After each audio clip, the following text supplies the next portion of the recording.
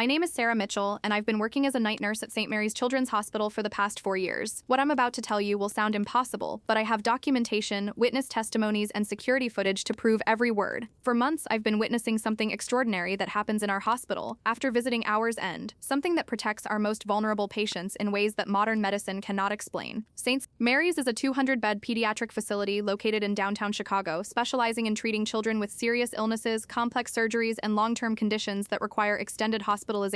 We see everything from premature babies fighting for their first breaths to teenagers battling cancer, from children recovering from traumatic accidents to young patients dealing with rare genetic disorders that have no known cure. I work the overnight shift, 11 p.m. to 7 a.m. on the 4th floor, which houses our oncology and intensive care units. It's where the sickest children in the hospital stay, and it's where I first encountered what I can only describe as a supernatural guardian system that activates every night at exactly midnight. Let me start from the beginning. I became a pediatric nurse because I wanted to help children during the most frightening and painful experiences of their young lives. There's something special about working with kids. They have a resilience and honesty that adults lose, and they face medical challenges with a courage that constantly amazes me. But it's also the most emotionally demanding job I've ever had. Watching children suffer, seeing families torn apart by illness, dealing with the reality that not every story has a happy ending. It takes a toll that's hard to explain to people outside the medical field. The night shift at a children's hospital has its own unique rhythm. During the day, the floors are bustling with doctors, specialists, therapists, social workers, and visitors. But at night, especially after visiting hours end at 9 p.m., the hospital becomes a different place. The hallways are dimly lit. The only sounds are the gentle hum of medical equipment and the soft footsteps of nurses making their rounds. It's peaceful in a way, but also isolating. You're responsible for the care and safety of dozens of seriously ill children during the hours when the rest of the world is asleep. My first indication that something unusual was happening at St. Mary's came during my second week on the night shift in September of last year. I was doing my midnight medication rounds, checking on each patient and administering necessary treatments. As I approached room 412, where 8-year-old Emma Rodriguez was staying, I heard something that stopped me in my tracks. Emma was one of our leukemia patients, a bright little girl who had been fighting cancer for 6 months. She was in an isolation room due to her compromised immune system, and hospital policy required that she have no visitors after 8 p.m. to minimize infection risk. Her parents had left hours earlier, and she should have been alone, but I could hear someone talking to her through the closed door. A woman's voice, soft and gentle, reading what sounded like a bedtime story. I assumed one of the day shift nurses had stayed late to comfort Emma, though that would have been unusual.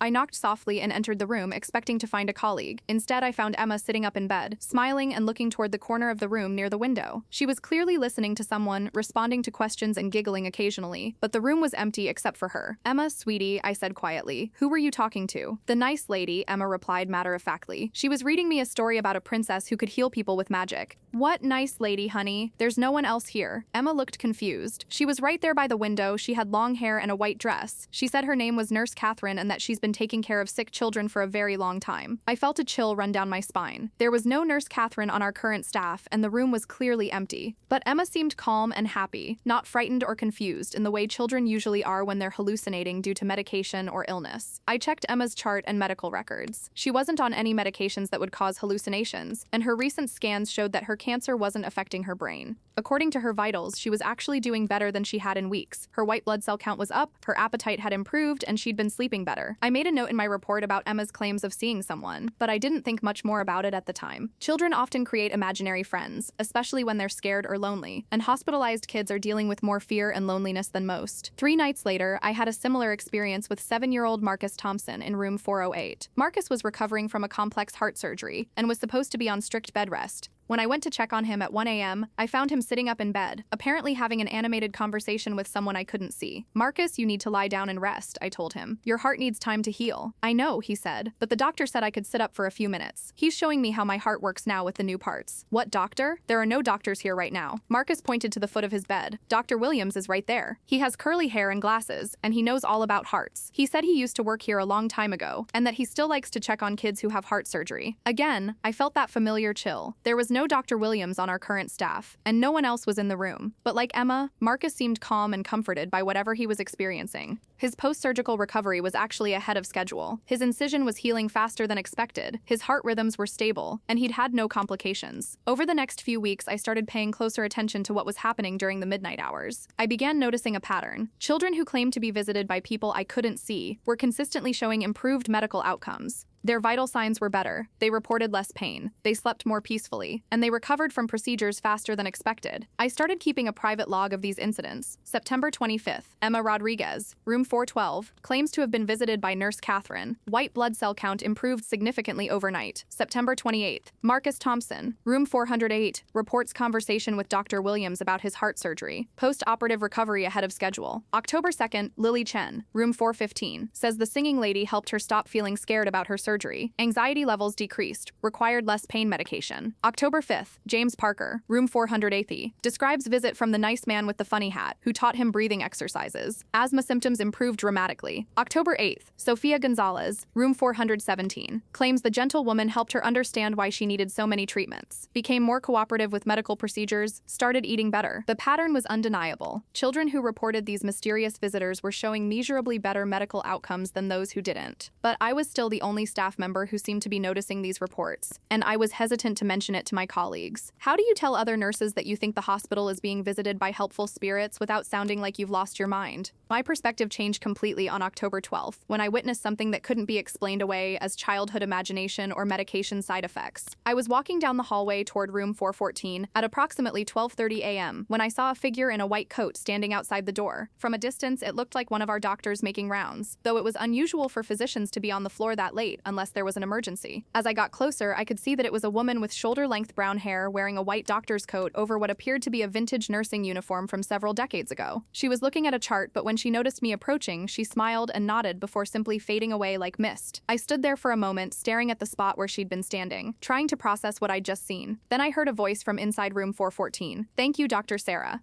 I feel much better now." The patient in room 414 was 10-year-old Michael Rodriguez, no relation to Emma, who was battling a rare form of brain cancer. He'd been having severe headaches and nausea for days, and the medical team had been struggling to manage his symptoms. I entered the room and found Michael sitting up in bed, looking more alert and comfortable than he had since his admission. "Michael, how are you feeling?" "Much better. Dr. Sarah was just here, and she did something that made the pain go away. She put her hands on my head and it felt warm, and then the headache just stopped." I checked Michael's vitals and was amazed by what I found. His blood pressure was normal for the first time in days. His heart rate was stable, and according to his pain scale assessment, his headache had gone from an 8 out of 10 to a 2 out of 10. "Michael, can you describe Dr. Sarah to me?" "She had brown hair and kind eyes, and she wore a white coat over an old-fashioned nurse dress. She said she used to work here a long time ago and that she still takes care of children who are really sick." The description matched exactly what I'd seen in the hallway. Michael wasn't hallucinating or imagining things. He was describing the same person I'd witnessed, someone who had somehow provided him with relief from symptoms that our entire medical team had been unable to manage effectively. That night, I made a decision that would change everything. I was going to figure out who these mysterious visitors were and why they were appearing in our hospital. I started my investigation by researching the history of St. Mary's Children's Hospital. The facility had been operating at its current location since 1952, though it had been rebuilt and expanded several times over the decades. I spent my days off at the Chicago Public Library, going through old newspapers, medical journals, and hospital records. What I discovered was fascinating and heartbreaking. St. Mary's had a long history of dedicated medical professionals who had devoted their entire careers to pediatric care. Many of them had worked at the hospital for decades, becoming beloved figures who were remembered by generations of families.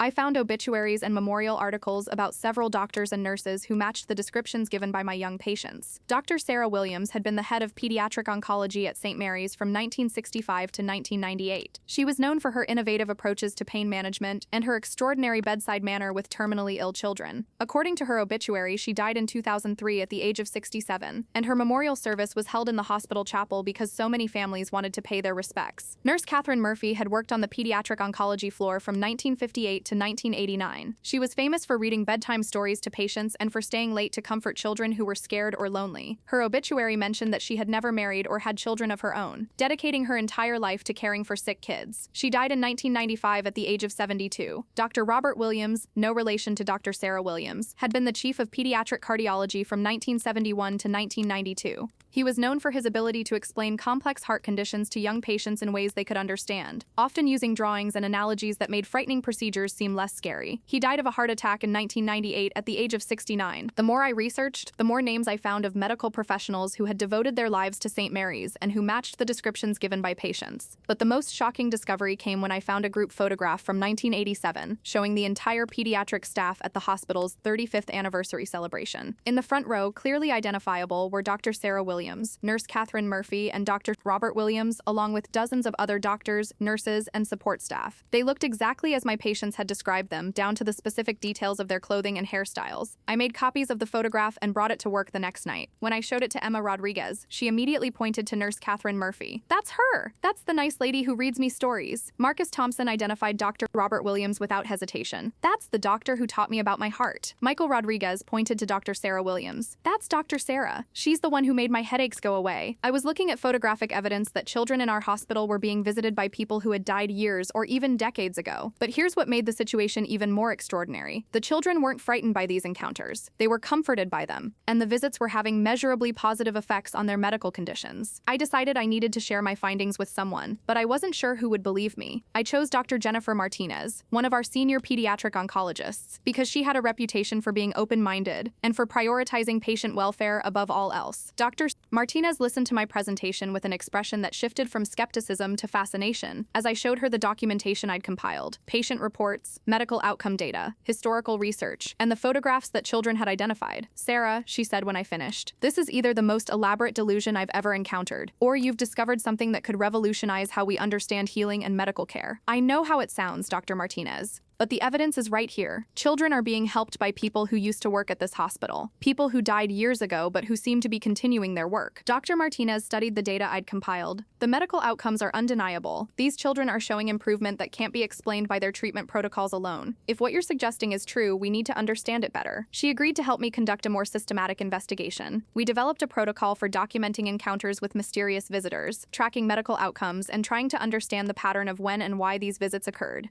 Over the next month, Dr. Martinez and I discovered that the phenomenon was more widespread than I'd initially realized. Other night shift nurses had been getting similar reports from patients but had dismissed them as imagination or medication side effects. When we started asking specifically about mysterious visitors, we found that approximately 60% of our long-term patients had experienced some kind of encounter. More importantly, we discovered that these encounters were happening throughout the hospital, not just on my floor. Children in the NICU, the surgical recovery ward, the psychiatric unit, and even the emergency department were reporting visits from caring adults who provided comfort, explanation, and sometimes apparent healing. We also identified patterns in when these visits occurred. They always happened between midnight and 4 a.m. They occurred most frequently with children who were experiencing high levels of fear, pain, or loneliness. The visitors always appeared to be medical professionals: doctors, nurses, therapists. Children consistently reported feeling better after these encounters. The visits increased in frequency during times when the hospital was short-staffed or when children had been separated from their families for extended periods. Dr. Martinez and I began presenting our findings to other members of the medical staff. The reactions were mixed. Some colleagues were intrigued by the documented medical improvements, while others dismissed our research as wishful thinking or suggested that we were anthropomorphizing normal recovery processes. But everything changed on November 15th, when we experienced what I now think of as the night of confirmation. It started with a medical emergency that required all available staff. 7-year-old Isabella Santos had been admitted with a rare autoimmune condition that was causing her organs to fail. Despite aggressive treatment, her condition was deteriorating rapidly, and by 11 p.m., the medical team was preparing her family for the possibility that she might not survive the night. I was assigned to provide comfort care for Isabella while the doctors worked on adjusting her treatment protocol. Her parents were in the room with her, along with Dr. Martinez and 2 other specialists. Isabella was unconscious, her breathing was labored, and her vital signs were unstable. At exactly midnight, something extraordinary happened. The room suddenly felt different, warmer, more peaceful, like the moment when a fever breaks. Isabella's breathing became more regular, her heart rate stabilized, and her blood pressure improved. The medical equipment showed marked improvement in all her vital signs within a matter of minutes. But that wasn't the most remarkable part. As Isabella's condition stabilized, she opened her eyes and began speaking to someone the rest of us couldn't see. "Thank you for making the hurt go away," she said to an empty corner of the room. "Are you really a doctor?" She listened to a response none of us could hear, then smiled. "My name is Isabella. Are you here to help other sick kids too?" Dr. Martinez and I exchanged glances. We were witnessing one of these mysterious encounters in real time, with multiple medical professionals present to observe the dramatic improvement in Isabella's condition. Isabella continued her conversation with the invisible visitor for about 10 minutes, occasionally laughing and asking questions about her illness and treatment. Her parents watched in amazement as their daughter, who had been at death's door just minutes earlier, became alert and interactive. When the encounter ended, Isabella looked around the room at all the adults staring at her. The doctor with the white hair said he used to work here, and that he's been watching over children children for a very long time. He made the scary feeling go away. Dr. Martinez immediately ordered comprehensive tests to try to understand what had caused Isabella's sudden improvement. Blood work, imaging studies, and cardiac monitoring all showed marked improvement in her condition. Her autoimmune markers had decreased significantly, her organ function had improved, and her pain levels had dropped from severe to minimal. More importantly, Isabella's improvement wasn't temporary. Over the following days, she continued to get better, eventually making a full recovery that her medical team couldn't explain through conventional medicine alone. The Isabella Santos case convinced Dr. Martinez that we were dealing with something that deserved serious scientific investigation. She applied for and received approval to conduct a formal study of the visitor phenomenon at St. Mary's Children's Hospital. The study, which ran for 6 months, involved systematic documentation of all reported encounters with mysterious visitors, medical outcome tracking for patients who experienced visits versus those who didn't, installation of enhanced security cameras and audio recording equipment, interviews with patients, families, and staff members, historical research into the backgrounds of described visitors, collaboration with researchers from the University of Chicago who specialized in consciousness studies. The results of the study were published in the Journal of Pediatric Medicine and attracted international attention from both medical professionals and paranormal researchers. Key findings included 73% of long-term pediatric patients reported at least one encounter with a mysterious visitor during their hospitalization. Children who experienced these visits showed statistically significant improvements in pain levels, anxiety scores, and overall recovery times compared to those who didn't. The visitors described by patients consistently matched the physical descriptions and specialties of deceased St. Mary's staff members from previous decades. Enhanced security footage captured unexplained temperature changes, electromagnetic fluctuations, and occasional visual anomalies during reported encounter times. Location. No evidence was found of any living person who could account for the described visitors. Perhaps most remarkably, the study found that the frequency and intensity of these encounters increased during periods when the hospital was experiencing high stress, such as during staff shortages, increased patient acuity, or during the COVID-19 pandemic, when family visitation was restricted. It was as if the spirits of former St. Mary's staff members were stepping in to provide care and comfort, when the living staff were overwhelmed or when children were isolated from their families.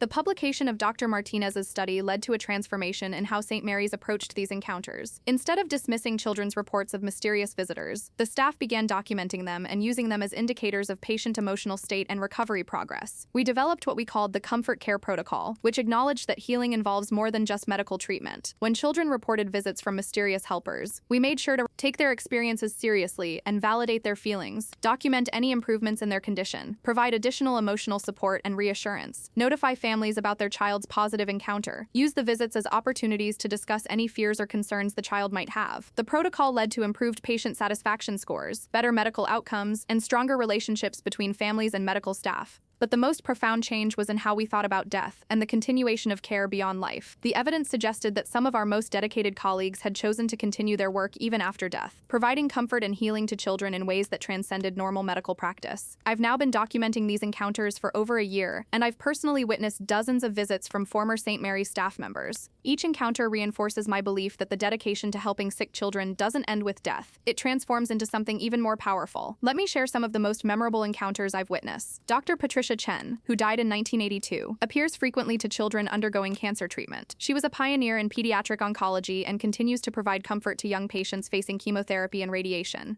Children describe her as the gentle doctor who makes the medicine hurt less, and consistently report decreased nausea and pain after her visits. Nurse Margaret O'Brien, who died in 1991, specializes in helping children who are afraid of medical procedures. She was known during her lifetime for her ability to distract frightened patients with stories and songs. Children report that she teaches them breathing techniques and tells them funny stories that make them laugh even during scary treatments. Dr. James Foster, who died in 2005, appears to children with heart conditions. He was the hospital's chief cardiologist for 30 years and continues to help young patients understand their conditions and feel less afraid of cardiac procedures. Children say he draws pictures of hearts and explains how the surgery will help them feel better. Nurse Elizabeth Thompson, who died in 1988, visits children who are dying, providing comfort during the transition from life to death. Families have reported that their children seemed peaceful and unafraid during their final moments, often speaking to the nice lady with the soft voice who was helping them not to be scared. Dr. Michael Rodriguez, who died in 1999, appears to children in the NICU, particularly premature babies who are fighting for their lives. NICU nurses nurses have reported that babies he visits show improved vital signs and faster development, often exceeding medical expectations for survival and growth. The list goes on and on. It seems that every dedicated medical professional who spent their career at St. Mary's has the option to continue their work after death, providing a level of care that combines medical expertise with supernatural healing abilities. What makes these encounters even more remarkable is that they're not random or chaotic. The spirits seem to have retained their medical knowledge and specializations from life, appearing to patients who need exactly the kind of help they provided when they were alive. Dr. Martinez's research team has documented over 300 encounters involving more than 50 different deceased staff members. The encounters follow predictable patterns. Oncology specialists appear to cancer patients. Cardiac doctors visit children with heart conditions. Nurses appear to provide comfort and basic care.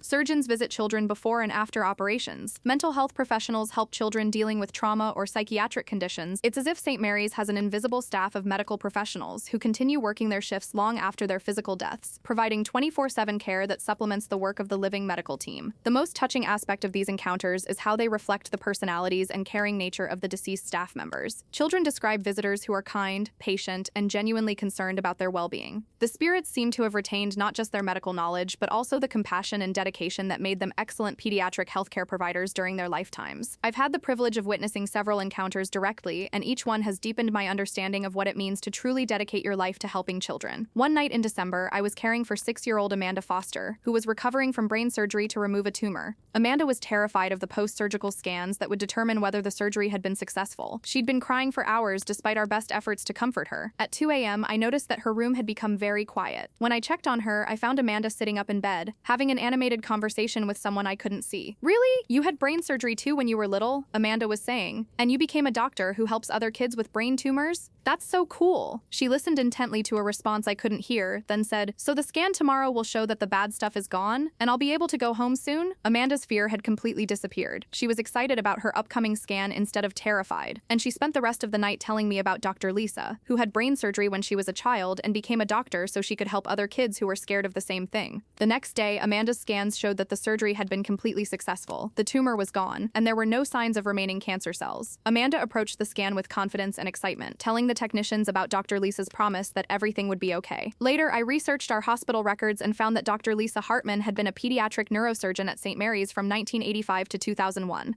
According to her biography, she had indeed undergone brain surgery as a child to remove a tumor, and that experience had inspired her to become a doctor specializing in pediatric brain surgery. She died in 2003 from complications following her own brain tumor recurrence. Dr. Hartman had continued her work beyond death, using her personal experience and medical expertise to comfort children facing the same fears she had overcome as a child. These encounters have taught me that healing involves much more than medical procedures and medications. The children who experience visits from these caring spirits show improvements that can't be explained by conventional medicine alone. They recover faster, require less pain medication, show decreased anxiety, and often exceed medical expectations for their conditions. But perhaps most importantly, they're not alone. In a place where children face their greatest fears and most painful experiences, they have access to caregivers who understand exactly what they're going through because they've dedicated their entire existence, both in life and beyond death, to helping kids heal. The phenomenon at St. Mary's has attracted attention from researchers around the world. We've been contacted by hospitals in other countries that have reported similar experiences, suggesting that the continuation of care beyond death might be more common than anyone previously realized. Dr. Martinez is now leading an international study examining reported encounters with deceased medical professionals at pediatric hospitals in 12 different countries. Preliminary findings suggest that hospitals with long histories and strong traditions of patient care are more likely to experience these phenomena. The working theory is that institutions where medical professionals develop deep emotional connections to their work and patients create what researchers are calling care imprints, energetic patterns that allow dedicated caregivers to continue their work even after physical death. It's a theory that makes sense to anyone who has worked in pediatric medicine. The bond between healthcare providers and sick children is uniquely powerful. Children facing serious illness need more than just medical treatment. They need love, comfort, understanding, and hope. The healthcare providers who choose pediatric specialties are often driven by a calling that goes beyond career ambitions or financial considerations.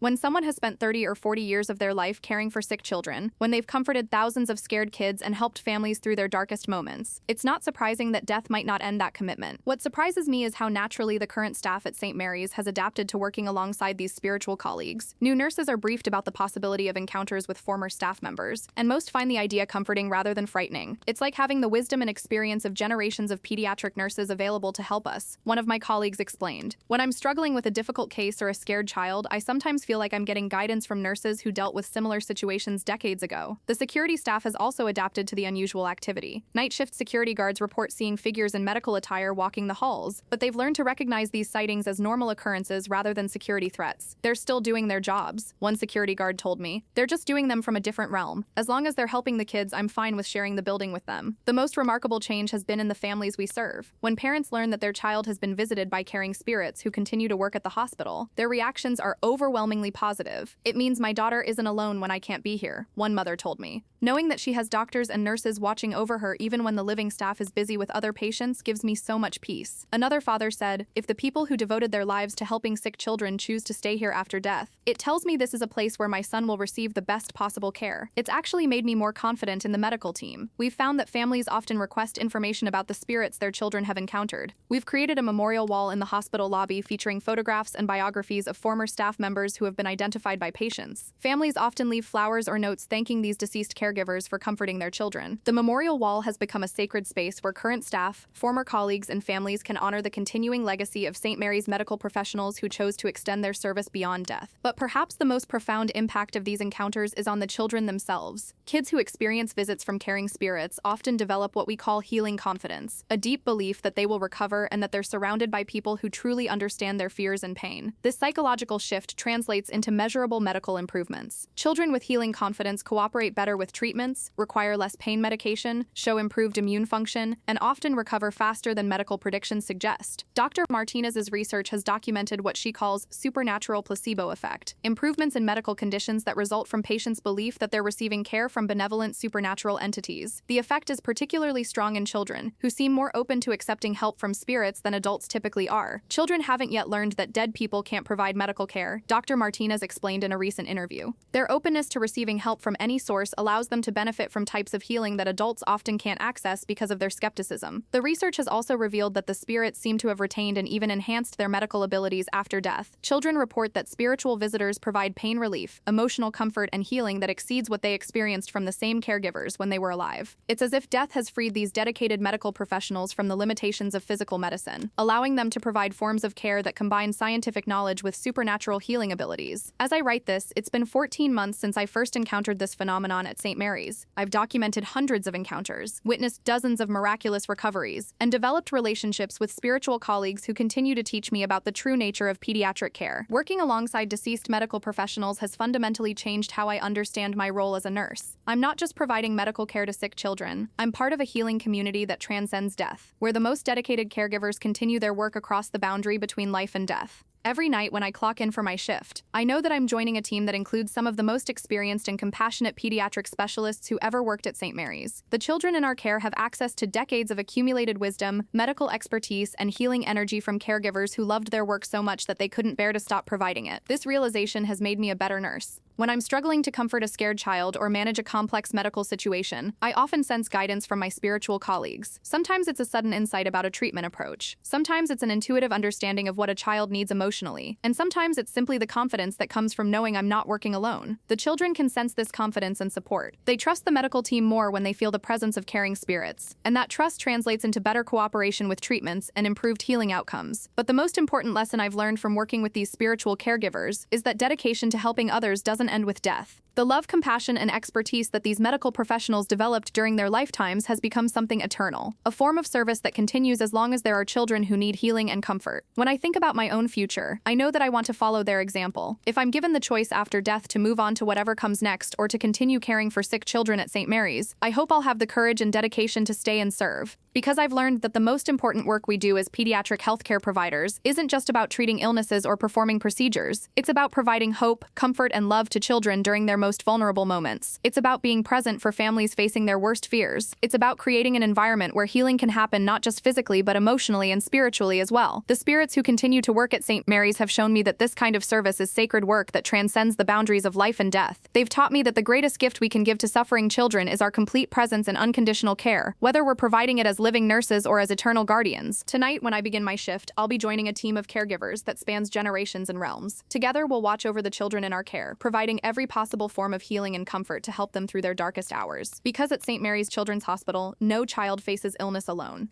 They have the support of the living medical team, the love of their families, and the eternal care of devoted spirits who chose to make protecting sick children their everlasting mission. And in a world where children still suffer from diseases we can't cure and pain we can't completely eliminate, that knowledge makes all the difference. The work continues, in this world and beyond. But I haven't told you about the most extraordinary encounter yet, the one that changed everything I thought I knew about the relationship between the living and the dead at St. Mary's. It happened 3 months ago, on a particularly difficult night in February. We'd admitted 5-year-old Ryan Mitchell, no relation to me despite sharing a last name, a little boy with end-stage cystic fibrosis whose lungs were failing despite aggressive treatment. His parents had been told that Ryan had days, maybe weeks to live, and they were struggling with the decision of whether to pursue more invasive interventions or focus on comfort care. Ryan was scared. His parents were devastated, and the medical team was running out of options. It was the kind of situation that makes pediatric healthcare workers question everything. Why do children have to suffer from diseases that steal their futures? Why can't modern medicine save every child who deserves to grow up and live a full life? I was assigned to provide comfort care for Ryan during the overnight hours. His oxygen levels were dropping despite maximum support. His breathing was labored, and he was experiencing significant pain. The palliative care team had optimized his medication regimen, but Ryan was still suffering. At around 1:30 a.m., I was sitting beside Ryan's bed, holding his small hand and trying to provide whatever comfort I could, when the room suddenly filled with the most beautiful, warm light I'd ever seen. It wasn't harsh like hospital lighting, or soft like a lamp. It was something entirely different, like captured sunlight that radiated peace and healing. Ryan's breathing immediately became easier. His oxygen saturation levels improved dramatically, and the expression of pain on his face was replaced by wonder and joy. "Look at all the doctors and nurses," Ryan whispered, his voice filled with awe. "There are so many of them, and they're all here to help me." I looked around the room but saw only the gentle golden light. Ryan, however, was clearly seeing something extraordinary. The lady in the white dress says her name is Dr. Rebecca, and she used to take care of children with lung problems like mine. Ryan continued. "She says she's brought friends to help me feel better." Ryan began having conversations with multiple invisible visitors, his eyes moving around the room as he spoke to different spirits. He seemed to be receiving explanations about his condition, comfort for his fears, and reassurance about what was happening to him. "They say my lungs are very sick, but that it's okay because they're going to help me," Ryan told me. Dr. Rebecca says that when children's bodies get too sick to work properly, sometimes the best thing is to let them rest and come be with all the doctors and nurses who are waiting to take care of them in a special place. My heart broke as I realized what was happening. The spirits weren't just providing comfort care. They were helping Ryan understand and accept his approaching death, preparing him for the transition with the kind of gentle honesty that only the most skilled pediatric professionals could provide. Over the next hour, Ryan's condition continued to improve dramatically, but in a way that seemed to be preparing him for something rather than prolonging his life. His pain disappeared completely, his breathing became peaceful, and he developed a serene expression that I'd never seen on the face of a dying child. Dr. Rebecca is explaining how the special place works, Ryan told me. She says there are playgrounds and schools, and lots of other children to be friends with, and all the doctors and nurses there used to work at hospitals helping sick kids, so they know exactly how to take care of everyone. Ryan paused, listening to something I couldn't hear. She says that when I'm ready, I can go with them to the special place, and that my mom and dad will understand that I'm happy and not hurting anymore. As dawn approached, Ryan's parents arrived for what they feared might be their final hours with their son. But instead of finding him in pain and struggling to breathe, they found him peaceful, alert, and apparently free from discomfort. "Mom, Dad," Ryan said as they entered the room, "I want to tell you about all the doctors and nurses who came to visit me. They explained everything about my sickness, and they want you to know that I'm going to be okay." Ryan spent the next 2 hours describing his encounters with the spirits in remarkable detail. He told his parents about Dr. Rebecca, who had specialized in pediatric pulmonology and had helped hundreds of children with lung diseases. He described Dr. Michael, who had been a pediatric intensive care specialist and who understood exactly what Ryan was experiencing. He talked about Nurse Angela, who had worked with dying children and their families for 30 years, and who knew how to make the scariest things feel safe and manageable. What made Ryan's description so remarkable was their medical accuracy. Despite being only 5 years old, he was using correct terminology to describe his condition and treatment options, clearly repeating explanations he'd received from knowledgeable medical professionals. Dr. Rebecca explained that my alveoli, those are the tiny air sacs in my lungs, are too damaged to work properly anymore, Ryan told his parents.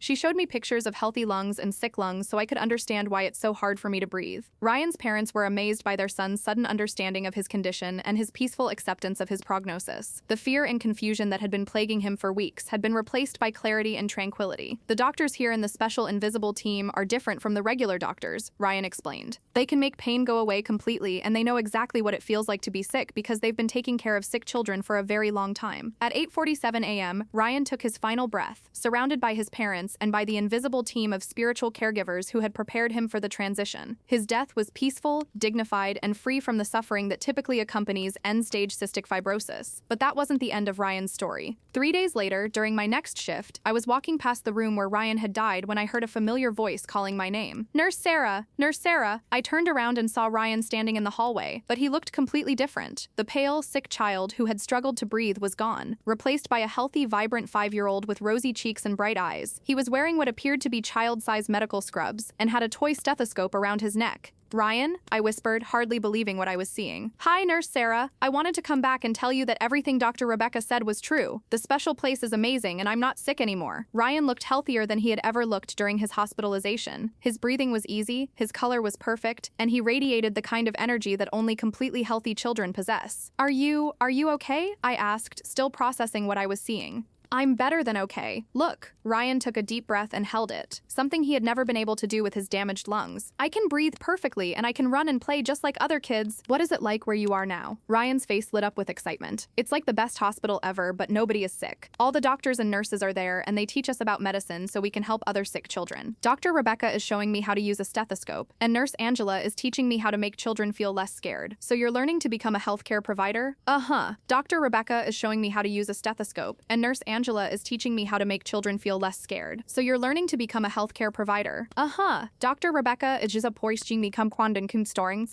brickdy trithexeft providers. In the fur becomes got usually now to be, and hurts like some more stupulstes. Edit choring arrests. Wait, ratster row. For Rebecca says that children who were sick before they came to the special place understand better how to help other sick children. She says I can learn to visit children who have lung problems like I did, and help them feel less scared." The implications of what Ryan was telling me were staggering. Not only were deceased medical professionals continuing their work as spirits, but children who died at the hospital were being trained to join them in providing care to future young patients. "Ryan, are there other children there who are learning to help sick kids?" "Oh yes, lots of them. There's Emma, who had the same cancer sickness as some of the children here, and Marcus, who had heart surgery like the kids in the cardiac unit, and there's Sophia, who was very sad when she was sick, so now she helps children who feel sad about being in the hospital." Ryan was describing deceased patients from our hospital who were apparently being trained as junior spiritual caregivers, working alongside the professional staff to provide peer support to current patients. "The grown-up doctors and nurses teach us everything," Ryan continued. "They show us how to make pain go away, how to help children understand their sicknesses, and how to make families feel less worried. It's like going to the best school ever. And you'll be able to visit children here at the hospital? When I'm ready. Dr. Rebecca says I need to learn more first. But eventually, I'll be able to help children who have trouble breathing, just like the grown-up spirits help different kinds of sick children." Ryan began to fade away as he spoke, but his voice remained clear. "I wanted you to know that dying wasn't scary at all, because I had so many caring doctors and nurses helping me. And now I get to become one of them and help other children who are scared like I was. Thank you for telling me, Ryan. I'll never forget you." "I'll never forget you either, Nurse Sarah. And maybe someday, when there's a child here who needs help understanding about lung sickness, you'll see me again." Ryan disappeared, leaving me standing in the hallway with a completely transformed understanding of what happens to children who die at St. Mary's. The next day, I shared Ryan's visit with Dr. Martinez, and she was as amazed as I had been by the implications of what he described. "If Ryan is accurate," she said, "then St. Mary's isn't just a place where deceased medical professionals continue their work. It's also a training ground where children who died here are being prepared to become part of the spiritual care team." We began researching the backgrounds of children who had died at the hospital in previous years, looking for connections to encounters that current patients were reporting. What we found was remarkable. Several patients had described visits from child spirits who provided peer support and understanding in ways that adult caregivers, even spiritual ones, couldn't match. 10-year-old cancer patients reported visits from Emma Rodriguez, the leukemia patient who had been one of my first encounters with the phenomenon. Emma apparently provided comfort and encouragement to children undergoing chemotherapy, sharing her experience and helping them understand what to expect from treatment. Children facing heart surgery described meetings with Marcus Thompson, the boy who had recovered from cardiac surgery during my early weeks documenting the encounters. Marcus helped prepare young patients for their operations and provided reassurance about the recovery process. Patients dealing with depression or anxiety reported visits from Sofia Gonzalez, a teenager who had died by suicide after a long struggle with mental illness. Sophia apparently helped children process the emotional challenges of serious illness and provided hope to those who were feeling overwhelmed by their medical situations. Children with cystic fibrosis or other lung conditions had begun reporting visits from a 5-year-old boy who taught them breathing exercises and helped them understand their treatments. Based on the descriptions, this was clearly Ryan Mitchell, already beginning his work as a junior spiritual caregiver just months after his death. The pattern suggested that St. Mary's had developed a comprehensive spiritual care system that included both professional medical staff and peer support from children who had faced similar similar medical challenges. It was like a supernatural mentorship program where experienced caregivers, both adult and child, worked together to provide every possible form of comfort and healing to current patients. Dr. Martinez and I expanded our research to include documentation of encounters with child spirits. We found that these visits were just as beneficial as those from adult medical professionals, and in some ways even more powerful because of the peer connection they provided. Children who received visits from deceased young patients showed decreased anxiety about medical procedures, better cooperation with treatment protocol, improved communication with their families about their fears and concerns, enhanced resilience in facing long-term medical challenges, increased hope and optimism about their futures. It makes perfect sense from a psychological standpoint, Dr. Martinez explained. Children often respond better to peer support than to advice from adults. If a child who went through the same experience tells you that something won't hurt too much or that you'll feel better after treatment, that reassurance carries more weight than the same message from a doctor or nurse. The discovery of the child spirit care team added another dimension to the extraordinary phenomenon at St. Mary's.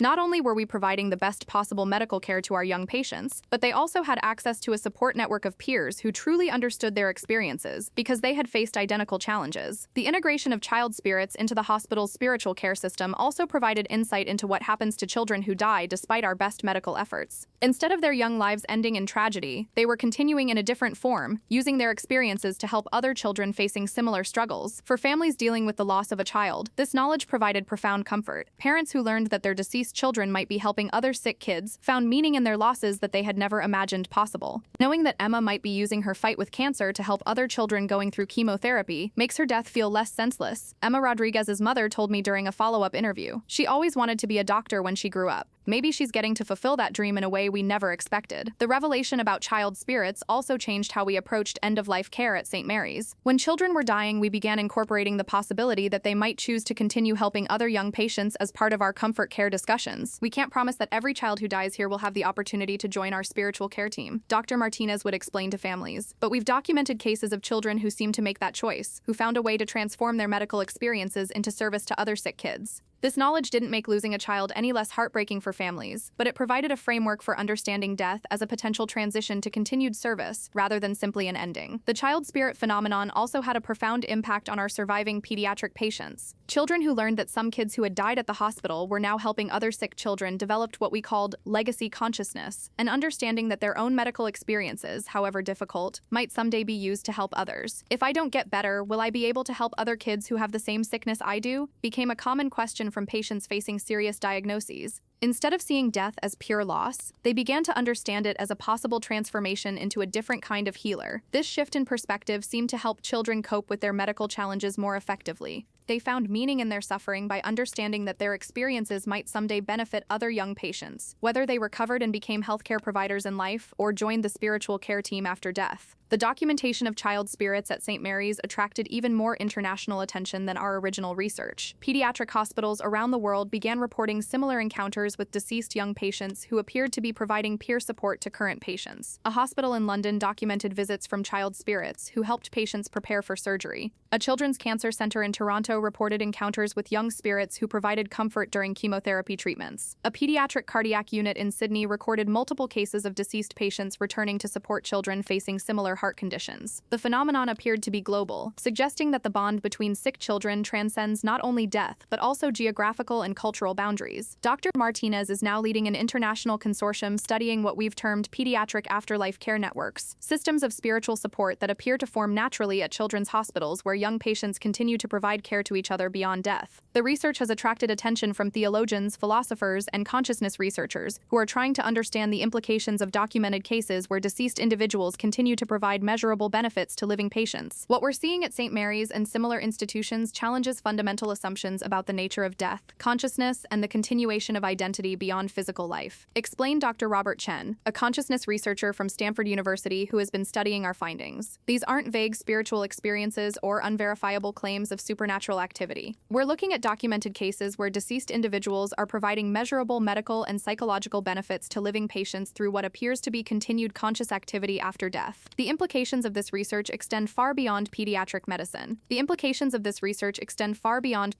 medicine. Bom plague is berkel Peter Bray, but you hebrides leben for hemider, it's prolixotre. The implicasto the prolix sacramentu. A Mary of cold, tonight a hab death, the shrieshrin is licking. It mum tang tek a pababat for him bezland praminair stirat vincrif. In kent tam tek a pababat ret. If consciousness can continue after death in ways that allow for meaningful interaction with the living world, it could revolutionize our understanding of human nature, the meaning of death, and the possibility of continued existence beyond physical life. But for those of us working at St. Mary's, the philosophical implications are less important than the practical reality. Our patients are receiving extraordinary care from a team that includes both living medical professionals and spiritual caregivers who have chosen to continue their service beyond death. This reality has made St. Mary's Children's Hospital a unique place where families know their children will receive not only the best possible medical treatment, but also access to a support network that transcends the normal boundaries of life and death. We've become known as the hospital where no child faces illness alone, where deceased caregivers continue to provide comfort and healing, and where young patients who don't survive their medical challenges may find a way to transform their experiences into service to others. The waiting lists for admission to St. Mary's have grown significantly as word has spread about the extraordinary care environment we've documented. Families specifically request transfer to our hospital because they want their children to have access to both our medical expertise and our spiritual care network. But we've also found that the phenomenon isn't limited to St. Mary's. Hospitals that embrace the possibility of continued care from deceased staff members and patients often begin experiencing similar encounters. It's as if acknowledging and honoring the continued service of spiritual caregivers creates an environment where they feel welcome to continue their work. Several hospitals have implemented memorial care programs based on our research, creating formal recognition for deceased staff members and patients who appear to be continuing their healing work as spirits. These programs include memorial walls honoring deceased caregivers who have been identified by patients,